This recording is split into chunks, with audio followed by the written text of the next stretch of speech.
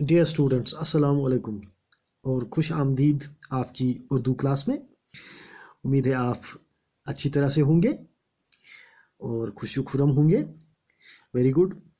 پیارے بچوں، کل ہم نے پڑھا تھا کہ جب کابلی والا یعنی رحمت کو پولیس والے پکڑ کے لے جا رہے تھے بازار میں سے، کیونکہ اس نے چھری سے کسی چپراسی پر حملہ کر دیا تھا اس کی بے ایمانی کی وجہ سے، اور اس کو زخمی کر دیا تھا، تو اس لیے پولیس اب اس کو پکڑ کے تھانے لے جا رہی تھی۔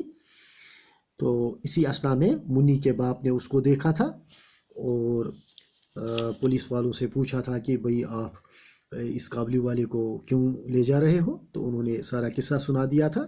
اب آج ہم یہی سبق، یہ کہانی، اسے آگے پڑھتے ہیں۔ پیارے بچوں، رحمت اس بے ایمان چپراسی کو سینکڑوں گالیاں دے رہا تھا، یعنی جس چپراسی کی وجہ سے وہ جیل جا رہا تھا یا اس کو پولیس پکڑ کے لے جا رہی تھی، اس چپراسی کو، اس بے ایمان چپراسی کو جو اس کے پیسے نہیں دے رہا تھا، اس کو یہ رحمت یعنی کابلی والا گالیاں دے رہا تھا۔ اس بیچ میں کابلی والے کابلی والے پکارتی ہوئی منی بھی وہاں آ گئی۔ اسی اسنا میں وہاں منی بھی آ گئی اور پکارتی تھی کابلی والے، کابلی والے۔ رحمت کا چہرہ دم بھر کے لیے خوشی سے کھل اٹھا۔ خوشی سے کھل اٹھا یعنی چمک اٹھا، وہ خوش ہو گیا۔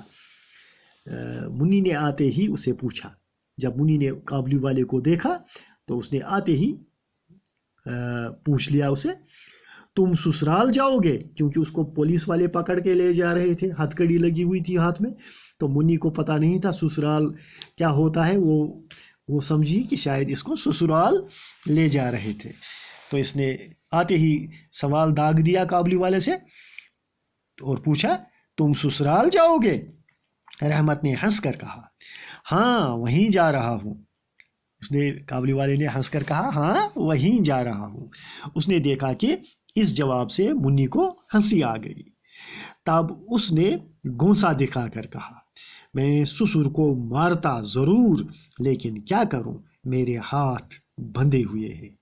ٹھیک، گونسا دکھا کر کہا کہ میں سسر کو مارتا ضرور، یعنی جس طرح وہ پہلے بولتا تھا کہ میں سسر کو ماروں گا، اس دفعہ بتا دیا کہ میں سسر کو مارتا ضرور، لیکن کیا کروں، میرے ہاتھ بندھے ہوئے ہیں۔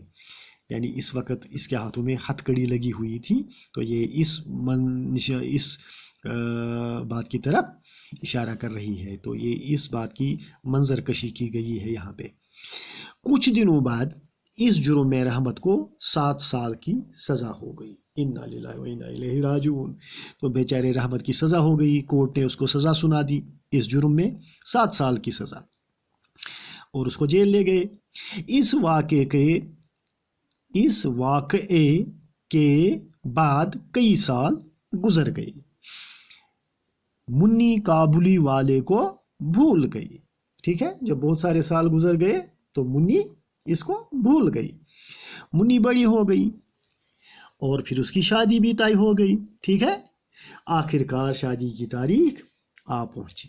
جب منی کی شادی طے ہو گئی، اس کے بعد اس کی شادی کی تاریخ آ گئی۔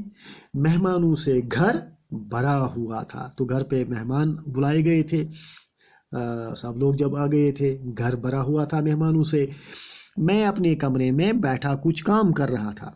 تو یہ منی کا باپ کہہ رہا ہے کہ میں اپنے کمرے میں بیٹھا کچھ کام کر رہا تھا، اچانک اس وقت رحمت نے آ کر سلام کیا، یعنی اسی وقت اچانک رحمت آ گیا اور اس نے سلام کیا۔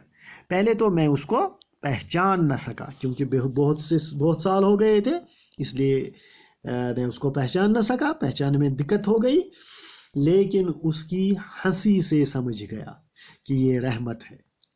ٹھیک، میں نے پوچھا، کیوں رحمت، کب آئے؟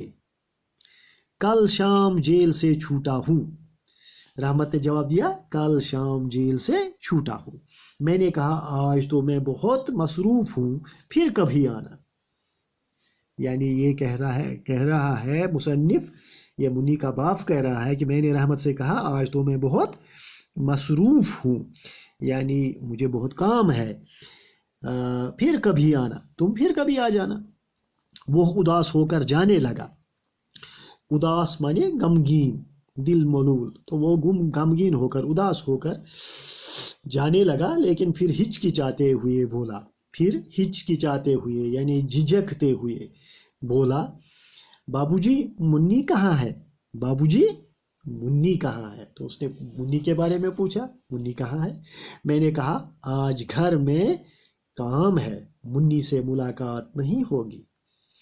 आज घर में काम है, मुन्नी से मुलाकात नहीं होगी। वो उदास हो गया, यानी गमगीन हो गया। अच्छा बाबूजी सलाम कहकर जाने लगा। तो कहा अच्छा बाबूजी सलाम और जाने लगा। ठीक, मुझे जैसा धक्का सा लगा। ये मुसन्निफ कहता है मुझे धक्का सा लगा, यानी मेरे दिल को धक्का सा लगा।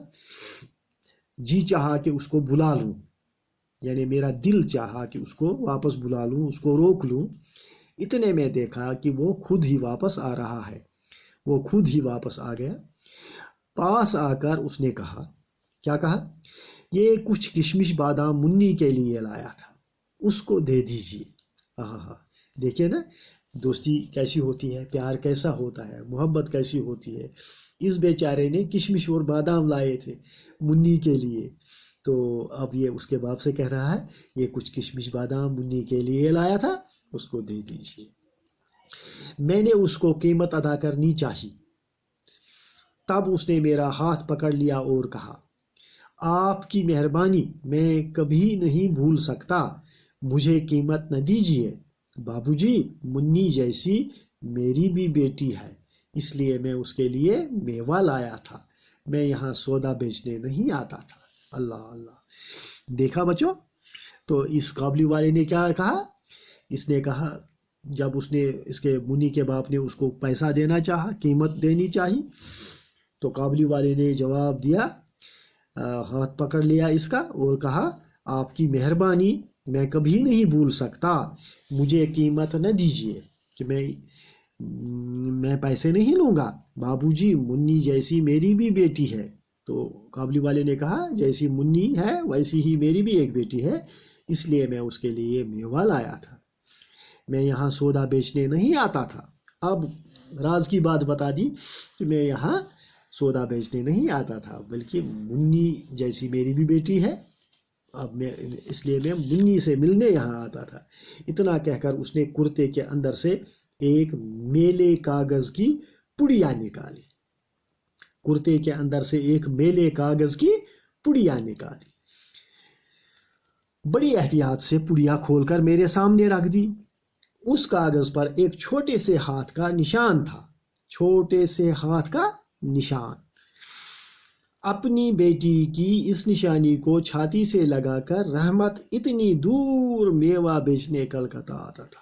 अल्लाह, ये इस कागज की पुड़िया पर जो हाथ का निशान था वो रहमत की बेटी का निशान था।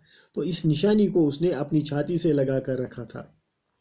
तो अपनी बेटी से इतनी दूर यानी काबुल से वो कलकत्ता आता था मेवा बेचने के लिए। ये देखकर मेरी आंखों में आंसू आ गए। ये मुसन्निफ कहता है कि ये मोहब्बत, बाप बेटी का मोहब्बत देखकर, रिश्ता देखकर और इनकी मजबूरी देखकर मेरी आंखों में आंसू आ गए।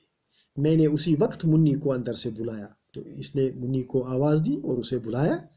मुन्नी शादी के कपड़े और जेवर पहने हुए आई। मुन्नी जब आई, क्योंकि वो दुल्हन थी, उसकी शादी थी, वो शादी के कपड़े पहने हुए और जेवर पहने हुए आई और शर्माई शर्माई मेरे सामने खड़ी हो गई। उसको देखकर काबुली घबरा सा गया। जब उसको देखा तो काबुली घबरा सा गया, झिझक सा गया और बात भी न कर सका। उसको देखा तो बात भी न कर सका, क्योंकि अब तो वो बड़ी हो गई थी, इसलिए ये बात भी न कर सका। क्योंकि इसके ख्याल में तो वो एक छोटी सी बच्ची थी जिसको वो छोड़ के चला गया, जिसको वो जानता था जब वो जेल गया था। उस वक्त तो मुन्नी एक छोटी सी लड़की थी। अब एक माशाअल्लाह एक दुल्हन को वो देख रहा था। फिर उसने हंस कर कहा, मुन्नी तुम ससुराल जा रही हो। आप समझ आ गई ना बात इसको कि ये इसकी शादी है। तो इसने कहा मुन्नी तुम ससुराल जा रही है। अब मुन्नी ससुराल के मानी समझने लगी थी। तो अब तो मुन्नी भी बड़ी हो गई थी। पहले तो उसको मतलब मालूम नहीं था कि ससुराल किसे कहते हैं, लेकिन अब तो वो ससुराल के मानी जानती थी। अब जब उसने सुना कि ससुराल क्या होता है और काबुली ने उसे सवाल पूछा, मुन्नी तू ससुराल जा रही है, तुम्हारी शादी हो रही है, उसने शर्मा के सर झुका लिया।